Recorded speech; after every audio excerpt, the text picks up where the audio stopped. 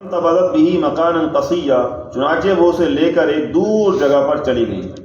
اس پریشانی میں کہ اب حمل بڑھے گا تو لوگ کیا کہیں گے، میں کیا ایکسپلین کر پاؤں گی، لوگ تو یقین نہیں کریں گے۔ تو حضرت مریم جو ہے تنہائی کی غرض سے بیت اللہ میں چلی گئی، جو یروشلم ہے، وہاں ہیکل سلیمانی جو ہے اس سے 8 میل کے فاصلے پر ہے بیت اللہ، وہاں پر چلی گئی حضرت مریم۔ فَأَجَاءَهَا الْمَخَاضُ إِلَى جِذْعِ النَّخْلَةِ، پھر لے آیا اسے درد ذیح ایک کھجور کے تنے کے پاس۔ ولادت کے وقت جب درد ذیح کی شدت میں اضافہ ہوا تو حضرت مریم سلام علیہا نے سہارے کے لیے ایک کھجور کے تنے کو مضبوطی سے پکڑ لیا، ایک کھجور کا تنا تھا اس کو مضبوطی سے پکڑ لیا۔ اس سے یہ کہ درد کی جو شدت ہے اس میں کمی ہو جاتی ہے۔ یہ بڑا ایک نیچرل طریقہ ہے کہ درد آپ کو ہو رہا ہو تو کسی چیز کو سختی سے پکڑ لیا جائے تو درد کم ہو جاتا ہے۔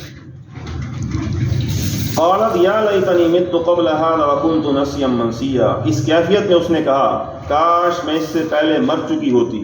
اور ایک بھولی بسری چیز ہو چکی ہوتی۔ ابھی اللہ کی یہ بندی حضرت مریم اب یہ ممکنہ اندیشوں سے کانپ رہی تھی کہ یہ بچہ، اس کی ولادت ہوگی اور میرا کردار لوگوں کے سامنے ہے کہ بہت ہی عابدہ زاہدہ عبادت گزار یہ عورت ہے، خاتون ہے، تو اس کے بچہ کیسے ہو گیا، اس کی تو شادی ہی نہیں، تو کیا میں جواب دوں گی۔ تو یہ ساری چیزیں جو ہیں ان کو خیال آ رہا تھا کہ کاش یہ وقت آنے سے پہلے ہی مجھے موت آ گئی ہوتی، میری یاد تک لوگوں کے ذہنوں سے محو ہو چکی ہوتی۔ اب جب اس کیفیت میں وہ پریشان تھیں، فناداہا من تحتہا، تو اس نے پکارا اسے اس کے نیچے سے۔ اب عام مفسرین کا خیال یہ ہے کہ یہ جس فرشتے نے پہلے بشارت دی تھی اسی نے اب آواز دی۔ ظاہر ہے وہ درد ذیح کا وہ جو وضع حمل کا موقع تھا وہ سامنے تو نہیں آیا، ظاہر یہ موقع نہیں تھا، تو ذرا سائڈ پہ نیچے سے وہ اس نے آواز دی۔ ایک خیال تو مفسرین کا یہ کہ یہ فرشتے نے کہا، دوسرا خیال جو زیادہ مضبوط ہے وہ یہ کہ ولادت کے بعد حضرت عیسیٰ علیہ السلام ہی نے کہا امی جان آپ کیوں پریشان ہوتی ہیں، یعنی وہ بچہ بول اٹھا، حضرت عیسیٰ علیہ السلام نے گفتگو شروع کر دی، کلام شروع کر دیا۔ تو یہ دونوں احتمال ان کا اظہار کیا گیا مفسرین کی جانب سے کہ یا تو یہ قول فرشتے کا ہی ہے یا یہ ہے کہ یہ حضرت عیسیٰ علیہ السلام کا ہے۔ کیا کہا اس نے، فرشتے نے اگر کہا یا حضرت عیسیٰ علیہ السلام نے کہا، قول کیا تھا، اللہ تحزنی، کیا غمگین نہ ہو۔ ان کو حضرت مریم کو تسلی دی کہ آپ پریشان نہ ہو، قد جعل ربک تحتک سریا، دیکھیے آپ کے رب نے آپ کے قدموں کے نیچے ایک چشمہ رواں کر دیا ہے، پانی وہاں تھا ہی نہیں دور دور، تو ان کے قدموں تلے جو ہے ایک پانی کا قدرتی چشمہ ابل پڑا، تو تاکہ ان کو تسلی دی جائے کہ اللہ آپ کے ساتھ ہے، آپ پریشان نہ ہوئیے۔ لوگ کیا کہیں گے کہ بچہ کہاں سے آ گیا، کس کا بچہ ہے، تم نے معاذ اللہ کوئی زنا کیا ہے، بدکاری کی ہے، کچھ آپ پرواہ نہ کیجئے۔ یہ دیکھیں اللہ کی سب سے بڑی نشانی دیکھیے کہ ایک تو یہ بچہ ہی خود نشانی بن گیا، معجزہ ہے، دوسرا یہ کہ آپ کے قدموں کے نیچے سے پانی نکل آیا۔ قد جعل ربک تحتک سریا، دیکھیے آپ کے رب نے آپ کے قدموں کے نیچے ایک چشمہ جاری کر دیا ہے۔ وَهُزِّي إِلَيْكِ بِجِذْعِ النَّخْلَةِ، اور آپ اس کھجور کے تنے کو اپنی طرف ہلائیے، جس کو پکڑا ہوا تھا شدت کے ساتھ وضع حمل کے دوران، وہ بالکل سوکھا جو ہے وہ درخت تھا کھجور کا، تو کہا ذرا آپ اس درخت کے تنے کو، کھجور کے تنے کو اپنی طرف ہلائیے، تساقط علیک رطبا جنیا،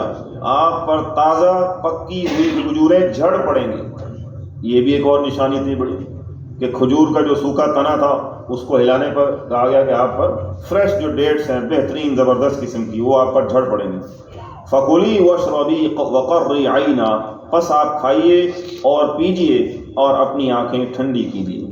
تو حضرت مریم سلام علیہا نے یہ تمام معجزات شروع ہی میں معجزات دیکھنے شروع کر دیے، بچے کی ولادت معجزہ، پھر یہ کہ قدموں تلے پانی کا چشمے کا جاری ہو جانا معجزہ، پھر یہ کہ اگر وہ بچہ بول پڑا تو اس کا یہ گفتگو کرنا معجزہ، اور یہ کہ وہ سوکھا جو کھجور کا تنا تھا اس سے جو کھجوروں کا بہترین کھجوروں کا اترنا، یہ ساری چیزیں جو ہیں ان کے اندر یہ حالات کا مقابلہ کرنے کے لیے تاکہ جرأت پیدا ہو سکے، ہمت پیدا ہو سکے، یہ ان کو یہ ساری چیزیں دی، لہذا ان کو یہ جرأت ہوئی اور ہمت ہوئی کہ اب میں جاتی ہوں اس بچے کو لے کر آبادی میں جاتی ہوں۔ فَإِمَّا تَرَيِنَّ مِنَ الْبَشَرِ أَحَدًا فَقُولِي، اور اگر آپ دیکھیں کہ کسی آدمی کو اور وہ آپ سے پوچھے تو اسے اشارے سے کہہ دیں، کوئی بھی آپ کو درمیان میں راستے میں ملے اور وہ کہے بھئی یہ کس کا بچہ اٹھا کے لے آئی مریم، اس معاشرے میں ہر کوئی جانتا تھا کہ مریم جیسی جو پاک دامن عورت ہے، اس کا کردار، یہ تو عبادت گزار عورت ہے، تو جب بھی کوئی آپ کی گود میں بچے کو یہ دیکھے، فقولی، تو اسے اشارے سے کہہ دیں، انی نذرت للرحمن صوما، کہ میں نے نظر مانی ہے رحمان کے لیے روزے کی، فلن اکلم اليوم انسیا، لہذا میں بات نہیں کروں گی آج کسی دن سے۔ ان کی شریعت میں اصل میں روزے کی حالت میں جہاں کھانا پینا اور جنسی تعلق ممنوع تھا وہاں پر گفتگو کرنا بھی منع تھا، چپ کا روزہ بھی ہوتا تھا، گفتگو کا بھی روزہ ہوتا تھا۔ تو لہٰذا جب بھی کوئی آپ سے بات کرے تو کہہ دینا بھائی اشارے سے میں تو روزے سے ہوں، اور یہ کہ میں گفتگو نہیں کر سکتی، اشارے سے بات۔ فاتت به قومها تحملہ، پھر وہ لے آئی اس کو اٹھائے ہوئے اپنی قوم کے پاس۔ قالوا یا مریم لقد جئت شیئا فریا، اب جب وہ آبادی میں آئی، یہاں ہیکل سلیمانی کے پاس یروشلم میں داخل ہوئی، تو لوگوں نے کہا اے مریم یقیناً تم ایک طوفان گھڑ لائی ہو۔ اب بچے کو دیکھتے ہی لوگوں نے طرح طرح کی باتیں شروع کر دی، یہ تم نے کیا غضب ڈھا دیا، یہ کیا جو ہے تم نے حرکت کر دی، یہ کس کا بچہ ہے، جواب دو، وغیرہ وغیرہ۔ اور وہ جواب نہیں دے دی، کیونکہ انہوں نے کہا کہ میں نے تو نظر مانی ہے، میں تو روزے سے ہوں۔ یا اخت ہارون، اے ہارون کی بہن، ما کان ابوک امرأ سوء، نہ تو تمہارا والد برا آدمی تھا، وما کانت امک بغیہ، نہ ہی تمہاری والدہ بدکارہ تھی۔ یعنی یہاں پہ اب حضرت مریم کو ہارون کی بہن جو کہا گیا، اس کی ایک وجہ یہ ہو سکتی ہے کہ ان کا ہارون نامی کوئی بھائی ہو جس کا نام ہارون ان کا بھائی، اور یہ بھی ممکن ہے کہ حضرت ہارون علیہ السلام کی نسل سے تعلق ہونے کی وجہ سے ایک برگزیدہ جو پیغمبر ہے ان کا نام لیا جا رہا ہے کہ اے ہارون کی بہن، تم ذرا غور کرتی کہ تم کس عظیم شخصیت کی نسل سے ہو، تو یہ تم نے کیا گری ہوئی حرکت کر دی۔ تو جب اس طرح کی بوچھاڑ کی لوگوں نے اور اعتراضات وارد کیے، فاشارت الیہ، تو اس نے اس بچے کی طرف اشارہ کر دیا، اس نے کہا یہ جواب دے گا۔ قالوا کیف نکلم من کان فی المہد صبیا، لوگوں نے کہا ہم اس سے کیسے بات کریں گے جو گود میں پڑا بچہ ہے، اس کو چھوڑو، یہ کیا تم مذاق کر رہی ہو، تم جواب دو،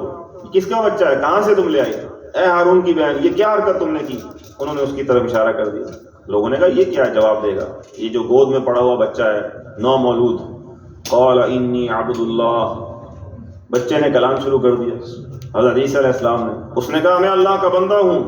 آتانی الکتاب وجعلنی نبیا، اس نے مجھے کتاب دی، عطا کی ہے اور مجھے نبی بنایا ہے۔ کلام شروع کر دیا حضرت عیسیٰ علیہ السلام نے، وجعلنی مبارکا اینما کنت، اور مجھے بابرکت بنایا ہے جہاں کہیں بھی میں ہوں گا، واوصانی بالصلاۃ والزکاۃ ما دمت حیا، اور مجھے اس نے تاکید کی ہے نماز کی اور زکوٰۃ کی جب تک میں زندہ ہوں، وبرا بوالدتی، اور اس نے مجھے بنایا بھلائی کرنے والا اپنی والدہ کے ساتھ، ولم یجعلنی جبارا شقیا، اور اس نے مجھے تندخو بدبخت نہیں بنایا، والسلام علی یوم ولدت، اور سلام ہے مجھ پر جس دن میں جنا گیا، جس دن میری ولادت ہوئی، ویوم اموت، اور سلام ہے اس دن جس دن میں مروں گا، ویوم ابعث حیا، اور جس دن مجھے اٹھایا جائے گا زندہ کرتے۔ ذالک عیسی ابن مریم، یہ ہے عیسیٰ ابن مریم، قول الحق الذی فیہ یمترون، یہ ہے حق کی بات جس کے بارے میں یہ لوگ شک کرتے ہیں۔ یہ ہے اصل سٹیٹس، یہ ہے اصل تعارف عیسیٰ علیہ السلام کا۔ ما کان للہ ان یتخذ من ولد، اللہ کے شایان شان نہیں کہ وہ کسی کو بیٹا بنائے، سبحانہ، وہ اس سے پاک ہے، اس کو بیٹے کی ضرورت نہیں ہے۔ پاک سے کیا مراد ہے کہ وہ اس ضرورت سے پاک ہے۔ بیٹے کی تمہیں ضرورت ہوتی ہے تاکہ یہ کہ جب بڑھاپا آئے تو تمہارا سہارا بن سکے، موت مرنے کے بعد بیٹا جو ہے وہ نام وہ باقی رکھ سکے۔ اللہ کو نہ بڑھاپا ہے نہ اس پر موت ہے، لہذا یہ اس کے شایان شان ہی نہیں ہے، وہ اس سے غنی ہے، بے نیاز ہے کہ اس کو بیٹا چاہیے، سبحانہ، وہ اس سے پاک ہے۔ اذا قضى امرا فانما يقول له كن فيكون، جب وہ کسی کام کا فیصلہ کرتا ہے تو اسے کہتا ہے ہو جا تو وہ ہو جاتا ہے۔ تو یہاں یہ بات واضح کرتی کہ حضرت عیسیٰ علیہ السلام کی جو ولادت ہوئی ہے معجزانہ ہوئی ہے، عام جو قوانین طبیعہ ہیں اس سے ہٹ کر ہوئی ہے، اور اس سلسلے میں اللہ تبارک و تعالیٰ کے ایک خاص جو کلمہ ہے حرف کن، اس کے ساتھ جو ہے حضرت مریم سلام علیہا کو حمل ٹھہرا اور اس سے ان کی ولادت ہوئی۔ اسی لیے آپ کو کلمۃ من کہا تھا، سورہ آل عمران میں پڑھ رہے تھے، اللہ کا خاص کلمہ قرار دیا گیا تھا حضرت عیسیٰ علیہ السلام کو۔ وَإِنَّ اللَّهَ رَبِّي وَرَبُّكُمْ، اور یقیناً اللہ ہی میرا رب بھی ہے اور تمہارا رب بھی ہے۔ اب عیسیٰ علیہ السلام بچے کی حیثیت سے گفتگو کر رہے ہیں کہ اللہ میرا بھی رب ہے اور تمہارا بھی رب ہے، فاعبدوہ تو تم اسی کی بندگی کرو، ھذا صراط مستقیم یہی سیدھا راستہ ہے۔ تو انہوں نے کبھی یہ نہیں کہا کہ میں اللہ کا بیٹا ہوں یا مجھے معاذ اللہ اللہ کا بیٹا بنا لینا، انہوں نے تو یہ کہا کہ میرا اور تمہارا رب وہی اللہ ہے، اسی کی بندگی اختیار کرو اور یہی سیدھا راستہ ہے۔ یہ ہے سارا واقعہ حضرت عیسیٰ علیہ السلام مریم کا کہ کس طرح ولادت ہوئی اور کیا انہوں نے گفتگو کی۔ لیکن بعد میں کیا کیا لوگوں نے، فاختلف الاحزاب من بینہم، پھر اختلافات پیدا کر لیے مختلف گروہوں نے آپس میں، فویل للذین کفروا من مشہد یوم عظیم، تو بربادی ہے ان کافروں کے لیے اس بڑے دن کی پیشی سے جب تمام انسانوں کو جمع کیا جائے گا۔ اسمع بہم وابصر یوم یأتوننا، کیا ہی اچھا وہ سن رہے ہوں گے اور کیا ہی اچھا وہ دیکھ رہے ہوں گے جس دن وہ ہمارے پاس آئیں گے۔ سارے پردے ہٹ جائیں گے، غیب کے پردے تو ابھی ڈلے ہوئے ہیں نا، یہ سینہ تان کر کہتے ہیں کفار کہاں ہے جہنم ہمیں دکھائیے، کسی مردے نے آج تک تو آ کر بتایا نہیں کہ قبر میں بچھو ہوتے ہیں، سانپ ہوتے ہیں یا عذاب ہوتا ہے، یہ ہے کہ جنت کی کھڑکی کھل جاتی ہے۔ آج تو کفار بڑھ چڑھ کر یہ جو دلیلیں پیش کر رہے ہیں، یہی تو امتحان ہے۔ الذین یؤمنون بالغیب، ان تمام چیزوں پہ غیب کے پردے ڈال دیے گئے، لیکن قیامت کے روز یہ پردے ہٹ جائیں گے تو بڑی نگاہیں تیز ہو جائیں گی لوگوں کی،